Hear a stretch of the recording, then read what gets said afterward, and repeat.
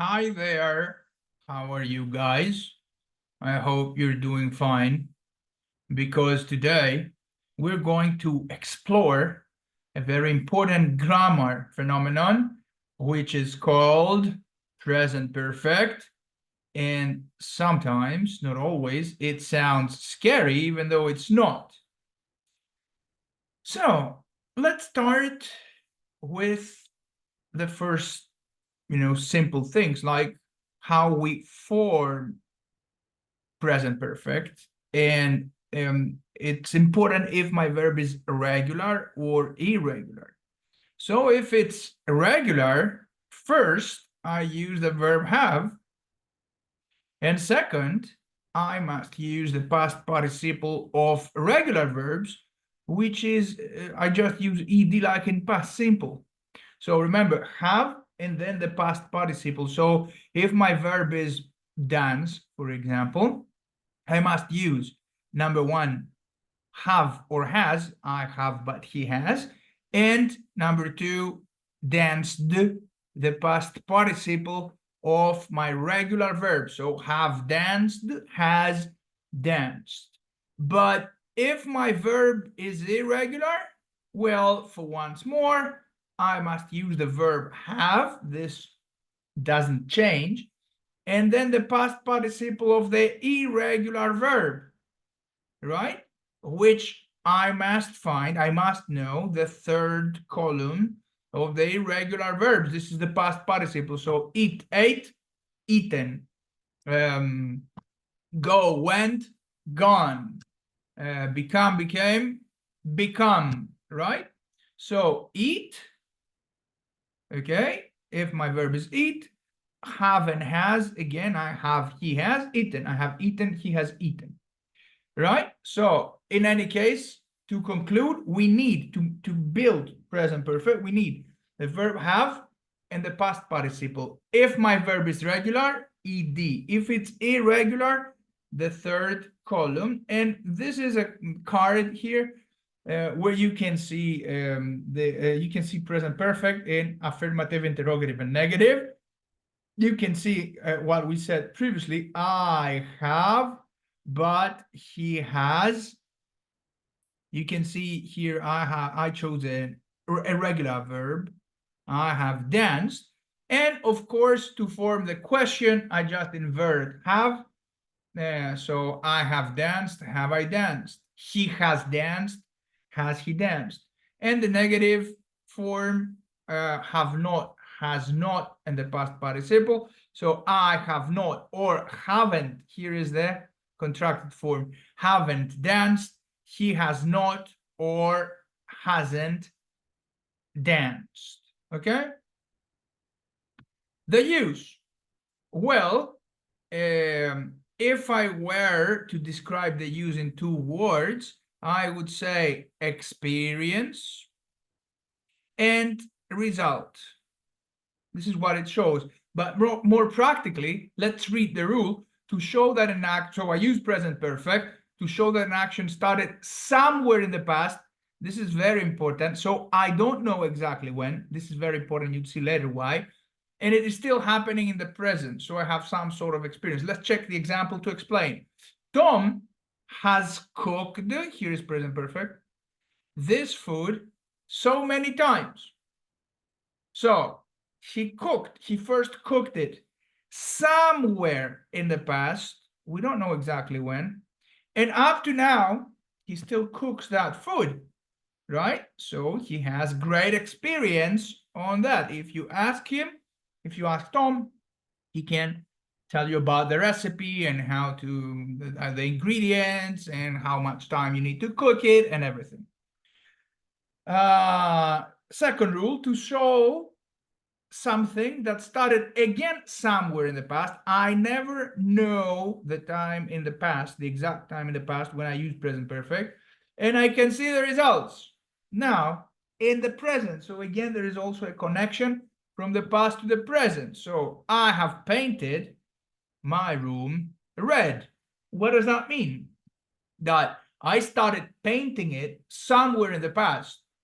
Now, 2 days ago, a week ago. It's not clear. I never know the time when I use present perfect. And now, if you get in, you can see the result. It's freshly painted and it's red. Okay, so experience and result. Now, what is also very important when it comes to present perfect are the keywords it has, because they are very specific and I need to know how to apply them in my sentence. So the first two are just and already, and I have grouped them together because I put them between the verb have and the past participle. So he has just finished his food. The verb have, the past participle, and just is between them. He has just finished. The same with already. They have already slept. Have slept, and the keyword already is between. So just and already. Ever and never. Ever, I use ever mainly in questions, and then I use never to answer. Like, have you ever eaten Chinese food? So, have you ever had that experience? Do you remember experience and result? No, I have never tried it. Zero experience, right? Have you ever tried it? Have you ever eaten Chinese food? No, I have never tried it. So I have no experience. But once more, you can see that both keywords are between have and the past participle. Yep, yeah. Yet, which means up to now.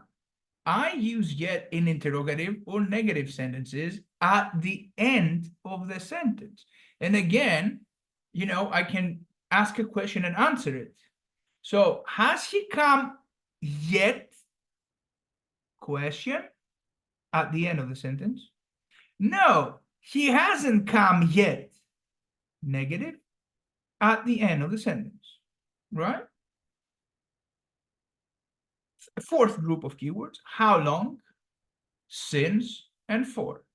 So since shows the starting point of an action in the past. For shows for how long something has happened or has been happening. So how long have you learned English? I have learned English since 2017. So this is when I started. Or how long have you learned English? I have learned English for 3 years. This is for how long it has happened or it has been happening. We'll talk about present perfect continuous in another presentation, right?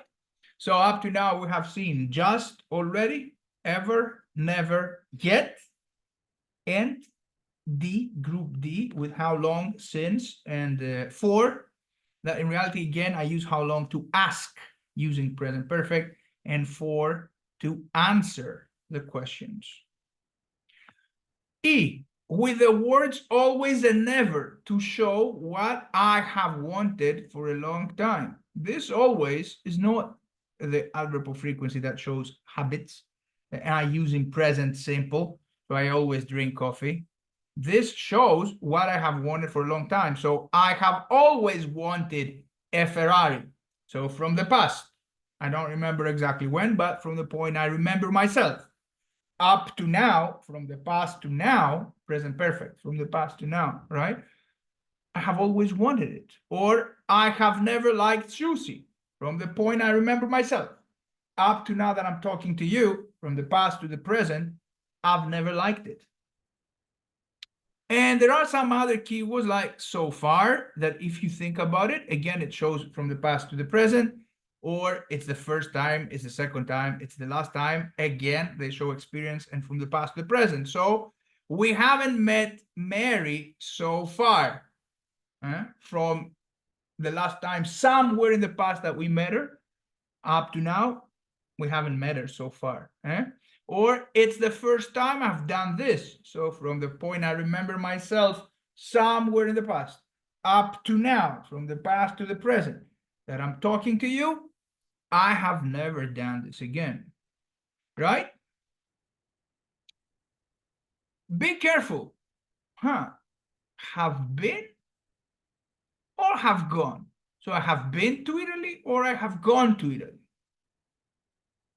So have been means that I was there, right? But now I'm back and I have experienced. Once more, experience appears about that place. So I know everything about Paris because I have been there lots of times.